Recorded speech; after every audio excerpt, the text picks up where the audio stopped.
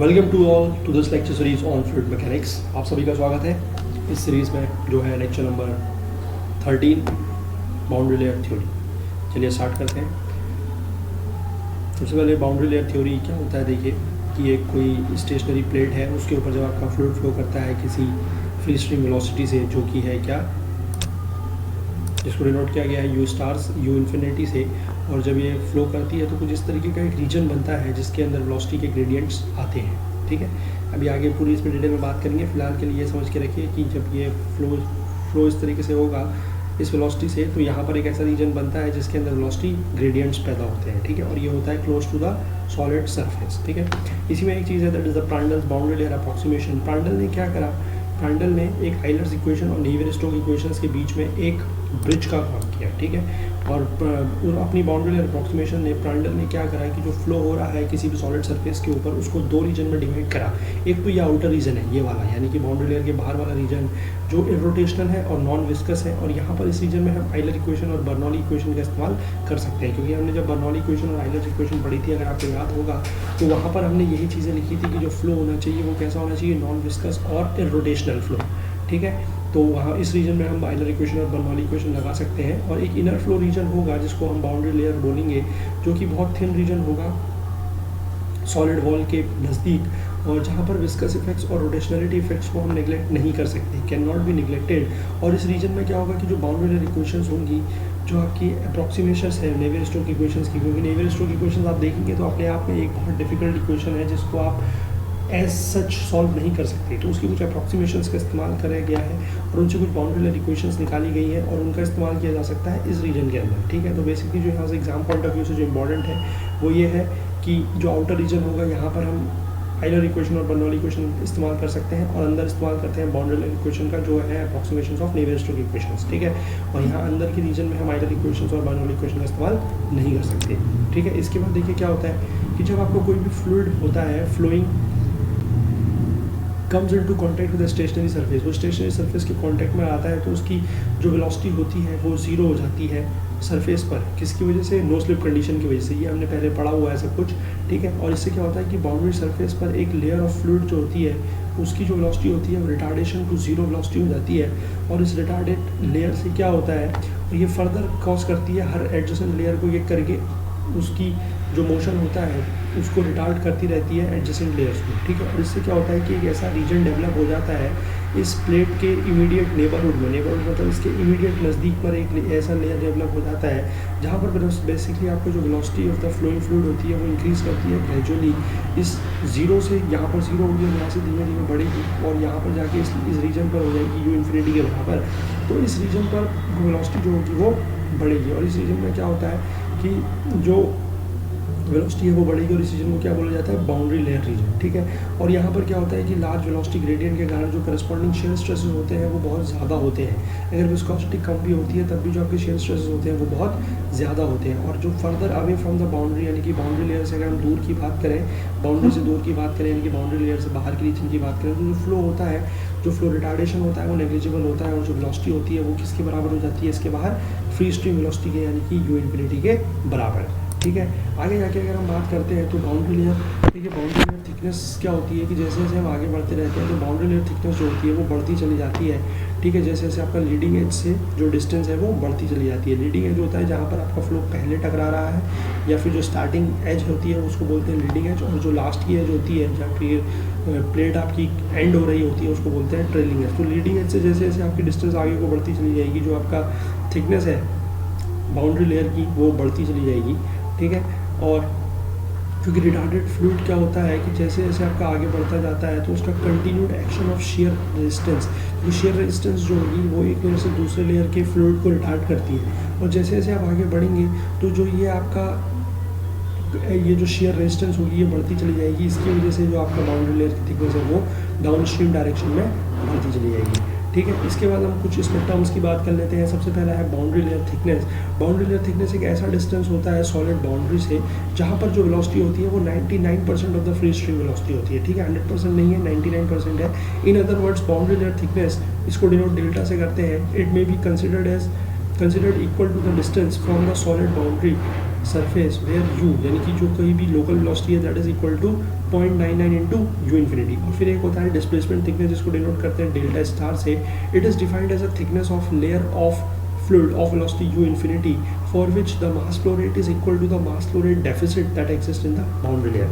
देखिए इसको थोड़ा सा डिटेल में समझने की ज़रूरत है कि क्या होता है आपका डिस्प्लेसमेंट थिकनेस। डिस्प्लेसमेंट थिकनेस एक इस तरीके की थिकनेस होती है जिसको हम बेसिकली एक लेयर की थिकनेस मान सकते हैं, जिसके अंदर जो मास फ्लो रेट होगा वो उतना होगा जितना बाउंड्री लेयर के अंदर कम जा रहा है। क्योंकि जो आपका मास फ्लो रेट की बात है, मास फ्लो रेट का मतलब अभी इसको आगे हम पूरा डिटेल में समझेंगे किस तरीके से होता है। फिलहाल एक समझ के रखिए कि एक ऐसी लेयर होती है, एक ऐसी लेयर की थिकनेस होती है ये डिस्प्लेसमेंट थिकनेस, जिसकी वेलोसिटी होती है फ्री स्ट्रीम वेलोसिटी के बराबर यानी कि यू इन्फिनिटी के बराबर, और उसके अंदर जो मास फ्लो रेट होता है यानी कि उस लेयर के अंदर जो मास फ्लो रेट होता है that is equal to the mass flow rate deficit, यानी कि जो बाउंड्री लेयर बनने की वजह से जो मास फ्लो रेट कम जा रहा है उतना मास फ्लो रेट जो कमी है मास फ्लो रेट की उसके बराबर, जो कमी के बराबर का जो मास फ्लो रेट है वो होता है किसके अंदर, उस लेयर के अंदर, यानी कि बाउंड्री जो लेयर होती है और उस लेयर की थिकनेस जो हाइपोथेटिकल लेयर है उसकी जो थिकनेस होती है वही होती है क्या, डिस्प्लेसमेंट थिकनेस। ठीक है, इसको हम पूरा आगे देखेंगे। देखिए इस तरीके से होता है। अगर हम बात करते हैं कि जो मास फ्लो रेट की हम बात करते हैं तो वो rho into B into D Y into U के बराबर है, जहाँ पर बी जो है वो आपका ये प्लेट की विड्थ है, यू आपकी वेलोसिटी है, डी वाई इसकी थिकनेस है। ठीक है, और अगर हम बात करते हैं डेफिसिट की यानी कि जो कमी की बाउंड्री लेयर बनने की वजह से that is m1 dot minus m2 dot, और इसको अगर हम इस तरीके से निकाल लेंगे तो ये कुछ इस तरीके का आएगा, और जो टोटल डेफिसिट होगा उसको हम इंटीग्रेट करेंगे पूरे की पूरी बाउंड्री लेयर में, that is from 0 to delta. ठीक है, और यही जो हमारा इन दोनों इक्वेशंस को अगर हम इक्वेट करते हैं, क्योंकि ये वाला जो है बाउंड्री लेयर हमने आपको बताया जो मास फ्लो रेट डेफिसिट है वही मास फ्लो रेट किसके अंदर से जा रहा है, जो ये डिस्प्लेसमेंट थिकनेस है, यानी कि जो ऐसी लेयर है जिसकी थिकनेस को बोला गया है क्या, डिस्प्लेसमेंट थिकनेस। तो इन दोनों को अगर हम इक्वेट करते हैं तो यहाँ से हमें डेल्टा स्टार की एक वैल्यू मिलेगी that is 0 to delta integration 1 minus u by u infinity into D y, ये है डिस्प्लेसमेंट थिकनेस। इसी के बाद एक होती है मोमेंटम थिकनेस जिसको थीटा से डिनोट करते हैं, ये भी सेम चीज़ है। It is defined as the moment, it is defined as the thickness of layer of fluid of velocity U infinity for which the momentum flux that is the momentum per second is equal to the deficit of momentum flux through the boundary layer. यानी कि अगर mass flow rate का deficit होता है तो वो है displacement thickness, अगर मोमेंटम फ्लक्स का डेफिसिट होता है तो वो है मोमेंटम थिकनेस, और अगर काइनेटिक एनर्जी का डेफिसिट होता है तो उसको बोलते हैं एनर्जी थिकनेस। तो इसलिए थीटा इज इक्वल टू इस तरीके से आप इसका एक एक्सप्रेशन इस तरीके का मिलता है। अगर आप चाहें तो इनके डेरिवेशंस खुद कर सकते हैं, कोई प्रॉब्लम आती है तो आप हमसे पूछ सकते हैं। ठीक है, और एनर्जी थिकनेस को हम डेल्टा स्टार या फिर डेल्टा ई से डिनोट करते हैं और इसका एक्सप्रेशन आता है कुछ इस तरीके का।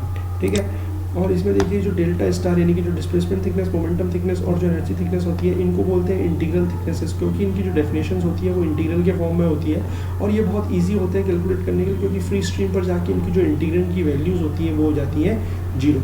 और एक इंपॉर्टेंट रिलेशन ये है कि सबसे ज़्यादा आपकी बाउंड्री लेयर थिकनेस होगी, इसके बाद आपकी डिस्प्लेसमेंट थिकनेस, इसके बाद एनर्जी थिकनेस, और सबसे कम जो होती है that is the momentum thickness. ये एक्सप्रेशन बहुत इंपॉर्टेंट है, इसको आप बिल्कुल अच्छे से याद करें। इसके बाद एक टर्म होता है that is known as the velocity profile shape factor. ये कुछ नहीं होता, it is the ratio of displacement thickness to the momentum thickness. Denote किया जाता है एच से, that is delta star by theta, that is the moment displacement thickness divided by momentum thickness. इसके बाद एक चीज़ होती है that is the von Karman momentum integral equation.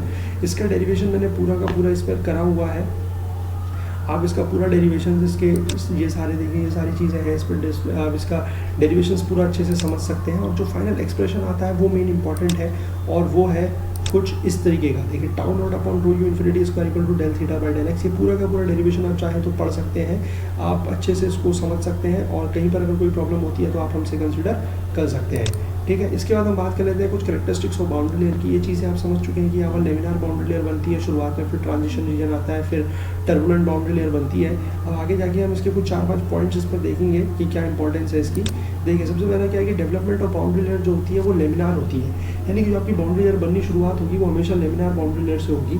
भले ही आपका जो इनकमिंग फ्लूइड है या जो फ्लो है वो कैसा है, लेमिनार है या टर्बुलेंट है, लेकिन आपकी जो डेवलपमेंट शुरुआत होगी वो हमेशा कैसी होगी, ऐसा लेमिनार। और जब लेमिनार के रूप में शुरुआत होगी और अगर आपकी पाइप जो प्लेट की जो लेंथ है अगर वो बहुत मतलब सफिशिएंट है तो आपका जो लेमिनार बाउंड्री लेयर है वो किस में चेंज हो जाएगी, टर्बुलेंट बाउंड्री लेयर में। और कितने पर होगी, जब आपका रेनॉल्ड नंबर 5 × 10⁵ के बराबर हो जाएगा, यानी कि किसी भी पॉइंट पर किसी भी length from the leading edge पर आपका जो रेनॉल्ड्स नंबर है अगर वो 5 × 10⁵ से ऊपर हो जाता है, लोकल रेनॉल्ड नंबर, तो आपका जो बाउंड्री लेयर होगी वो कैसी हो जाएगी, टर्बुलेंट, ठीक है। और टर्बुलेंट बाउंड्री लेयर में जो वेलोसिटी प्रोफाइल होंगे वो टर्बुलेंट फ्लो वाले होंगे, दैट इज़ द लॉगरिथमिक, ठीक है। और अगर प्लेट आपकी स्मूथ होती है तो टर्बुलेंट बाउंड्री लेयर के रीजन में भी एक वेरी थिन लेयर होगी जिसको बोला जाएगा क्या, लेमिनार सब लेयर, ठीक है, क्योंकि इसके अंदर जो फ्लो कंडीशंस होती है वो कैसी होती है, लेमिनार। और ये कहाँ पर होगी, बिल्कुल adjacent to the solid boundary surface, यानी कि जो आपकी सॉलिड बाउंड्री है उसके जस्ट एडजेसेंट, ठीक है।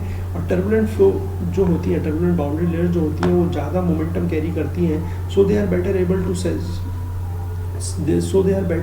To separate resist separation. अभी ये सेपरेशन क्या होता है, इसके ऊपर अगला लेक्चर है कि सेपरेशन क्या होता है और किस तरीके से आपकी जो टर्बुलेंट बाउंड्री लेयर्स होती हैं वो आपका सेपरेशन को ज़्यादा अच्छे से रेजिस्ट कर पाती हैं as compare to the laminar sub layer, क्योंकि लेमिनार सब लेयर में जो मोमेंटम होता है वो कम होता है, ठीक है। और जैसे जैसे विस्कोसिटी आपकी जो फ्लूइड है, जो फ्लूइड आपका फ्लो कर रहा है प्लेट के ऊपर से, उसकी विस्कोसिटी अगर बढ़ती है तो आपकी बाउंड्री लेयर की थिकनेस बढ़ती है, और जैसे जैसे आपकी फ्री स्ट्रीम वेलोसिटी यानी कि यू इन्फिनिटी बढ़ता है तो आपकी जो थिकनेस ऑफ बाउंड्री लेयर होती है वो कम होती जाती है। ये दो बहुत इंपॉर्टेंट पॉइंट्स हैं एग्ज़ाम के रिस्पेक्ट से, एग्जाम के पॉइंट ऑफ व्यू से, कि अगर विस्कोसिटी बढ़ती है तो बाउंड्री लेयर थिकनेस बढ़ती है, और अगर फ्री स्ट्रीम वेलोसिटी बढ़ती है तो बाउंड्री लेयर थिकनेस घटती है, ठीक है। इसके बाद कुछ इंपॉर्टेंट प्रॉपर्टीज़ है, कुछ एम्पिरिकल रिलेशंस हैं। ये आपका है बाउंड्री लेयर थिकनेस, ये है डिस्प्लेसमेंट थिकनेस, मोमेंटम थिकनेस, और ये है CFX। इसको बोला जाता है कोफिशिएंट ऑफ, ये आपका कोफिशिएंट होता है ड्रैग कोफिशिएंट। ये ड्रैग और लिफ्ट के केस में भी आगे जाके आप पढ़ेंगे इसको क्या होता है, ये CFX होता है, ठीक है। और इसमें आप देखिए लेमिनार सब, एक लेमिनार के लिए और टर्बुलेंट के लिए कुछ इंपॉर्टेंट एक्सप्रेशंस हैं, चाहे तो इनको नोट कर सकते हैं। इसमें एक ये वाला इंपॉर्टेंट है और ज़्यादा तो इसमें इंपॉर्टेंट नहीं है, बट इसमें जो मेन चीज़ है वो ये इंपॉर्टेंट है कि अगर आप लेमिनार के केस की बात करें, अगर आप लेमिनार पर ध्यान दें तो आपकी जो सारी की सारी प्रॉपर्टीज़ हैं या तो वो 1/REX यानी कि वो रेनॉल्ड्स नंबर से 1/REX के रूट के प्रोपोर्शनल है, और यहाँ पर जो है वो REX की पावर 1/5 और यहाँ पर देखें तो REX की पावर 1/2 के प्रोपोर्शनल है, ठीक है। ये इंपॉर्टेंट है। और इसके बाद हम बात कर लेते हैं हाइड्रोडायनेमिक फुल्ली डेवलप्ड फ्लो की, और जो बाउंड्री लेयर फॉर्मेशन होती है सर्कुलर पाइप में वो किस तरीके से होती है। सर्कुलर पाइप में देखिए जो पाइप है वो पूरा का पूरा चारों तरफ से उसमें लेयर है, तो धीमे धीमे उसमें क्या होगा कि हर तरफ से जैसे ही उसमें बाहर से फ्लूइड आएगा तो उसमें हर तरफ से बाउंड्री लेयर फॉर्मेशन बननी शुरू होगी, और एक ऐसा पॉइंट आएगा जहाँ पर सारी की सारी बाउंड्री लेयर जो होगी वो पाइप के सेंटर पर जाकर मर्ज करेंगी, ठीक है। पाइप के सेंटर पर ही मर्ज करेंगी और इधर उधर मर्ज नहीं करेंगी। इसका रीज़न आप लोग मुझे बताएंगे, बहुत आसान रीज़न है, एनालिटिकल रीज़न है, थोड़ा सा सोचेंगे तो समझ में आ जाएगा कि जो ये बाउंड्री लेयर मर्ज करेंगी वो सिर्फ सेंटर लाइन पर करेंगी और इधर उधर नहीं करेंगी। क्यों नहीं करेंगी इसका रीज़न आप बताएंगे, ठीक है। और यहाँ से देखिए ये जो यू स्टार, ये जो यू बार है यानी कि जो एवरेज वेलोसिटी है बाहर से आने वाली वो सबसे ज़्यादा है, उसके बाद ये कम है, ये कम है, और ये सारी वेलोसिटी जो है धीमे धीमे कम होती चली जाएंगी, ठीक है। और इसी रीजन को यानी कि जहाँ से शुरुआत से लेकर मतलब पाइप की स्टार्टिंग से लेकर जहाँ तक ये सारी की सारी बाउंड्री लेयर जो होती है वो पाइप के सेंटर पर मर्ज करती हैं, उसी रीजन को बोला जाता है एंट्रेंस लेंथ या फिर हाइड्रोडायनेमिकली एंट्री लेंथ। और उससे आगे क्या होता है कि जो आपका फ्लो है वो फुल्ली डेवलप्ड हो जाता है। उसके बाद क्या होता है कि जो आपकी वेलोसिटी प्रोफाइल्स हैं वो चेंज नहीं होती, ठीक है। और ये U/U एवरेज जो होता है वो 2 के बराबर होता है। ये हमने पिछले लेक्चर में लेमिनार फ्लो के केस में हम पढ़ चुके हैं, ठीक है। हम इसमें दो चीज़ें डिफाइन करेंगे। One is the entrance length, entrance length denoted by LH is the distance downstream from the pipe entrance to the location at which the fully developed flow begins। ये मैंने आपको वही बताया कि पाइप एंट्रेंस से लेकर ऐसे लोकेशन तक जहाँ तक आपका जो फ्लो है वो फुल्ली डेवलप्ड हो चुका है, ठीक है। उससे शुरुआत से लेकर जहाँ तक ये जहाँ से ये फ्लो आपका फुल्ली डेवलप हो जाएगा उस रीजन को क्या बोलेंगे, एंट्रेंस लेंथ, ठीक है। और हाइड्रोडायनेमिकली फुल्ली डेवलप्ड फ्लो क्या होता है, एक ऐसा रीजन होता है एंट्रेंस रीजन के बियॉन्ड जहाँ पर आपकी जो वेलोसिटी प्रोफाइल होती है वो फुल्ली डेवलप्ड हो चुकी है और उसके आगे वो जो वेलोसिटी प्रोफाइल्स हैं वो चेंज नहीं हो रही है। देखिए एंट्रेंस लेंथ में आप देखेंगे कि जो वेलोसिटी प्रोफाइल्स हैं वो कंटिन्यूसली चेंज करती जा रही हैं, और एक ये रीजन है इसके आगे जाके आज आपकी वेलोसिटी प्रोफाइल्स हैं वो चेंज नहीं कर रही हैं, ठीक है। और ये चीज़ें आप खुद भी देख सकते हैं कि ये बाउंड्री लेयर फॉर्मेशन है तो जो इसके अंदर का रीजन होगा दैट विल बी रोटेशनल, और ये जो इसके बाहर का पार्ट होगा that will be the irrotational, ठीक है। और ये श्रिंक करते जा रहे हैं क्योंकि यहाँ पर ये रीजन जो है वो ज़्यादा है, और जैसे जैसे आप आगे को बढ़ रहे हैं तो इरोटेशनल वाला जो रीजन है वो श्रिंक करता जा रहा है, ठीक है। और हाइड्रोडायनेमिकली फुल्ली डेवलप्ड फ्लो वही है कि जिसमें आपका जो वेलोसिटी प्रोफाइल है वो फुल्ली डेवलप हो चुकी है और वो कांस्टेंट रहती है, उसी को बोला जाता है हाइड्रोडायनेमिकली फुल्ली डेवलप्ड फ्लो, ठीक है। और ये होता है एंट्रेंस लेंथ के आगे, ठीक है। ये सारा कुछ है बाउंड्री लेयर के बारे में। इसमें जो भी चीज़ें बताई गई हैं, displacement thickness, momentum thickness, boundary layer thickness, energy thickness, वो सारी चीज़ें आप सब समझिए अच्छे से। उनको आप चाहें तो किसी, वैसे तो आपको मैंने जो बताया है, आप अगर वो चीज़ का ध्यान रखेंगे कि जो मास फ्लो रेट का डेफिसिट है, वो डेफिसिट वर्ड बहुत इंपॉर्टेंट है वहाँ पर। तो डेफिसिट का आप याद रखें, मास फ्लो रेट का डेफिसिट, डिस्प्लेसमेंट थिकनेस, मोमेंटम का डेफिसिट, मोमेंटम फ्लक्स का डेफिसिट है आपका, मोमेंटम थिकनेस, और जो काइनेटिक एनर्जी का डेफिसिट है, काइनेटिक एनर्जी का जो डेफिसिट है वो है, काइनेटिक एनर्जी का जो फ्लक्स है, यानी काइनेटिक एनर्जी पर सेकंड का जो डेफिसिट है, वो आपको क्या देता है, एनर्जी थिकनेस। ठीक है, वो सारी चीज़ें आप वहाँ से अच्छे से समझिए। और अगला लेक्चर हमारा होगा सेपरेशन के ऊपर, जो भी बहुत जल्द अपलोड किया जाएगा। ठीक है, तब तक आप अपने क्वेश्चंस वगैरह लगाते रहिए, लाइक सब्सक्राइब करिए, और अपने सजेशंस, अपनी क्वेरीज हमें कमेंट बॉक्स में लिखते रहिए। बिल्कुल आप लोगों का सहयोग हमें मिलता रहेगा, तो इसी तरीके से हम और भी मेहनत करेंगे और भी अच्छे अच्छे लेक्चर्स आप लोगों के लिए बनाते रहेंगे। ठीक है, और अगला लेक्चर वही सेपरेशन के ऊपर होगा। चलिए ठीक है, बहुत बहुत धन्यवाद आप लोगों का इस चीज़ को देखने के लिए।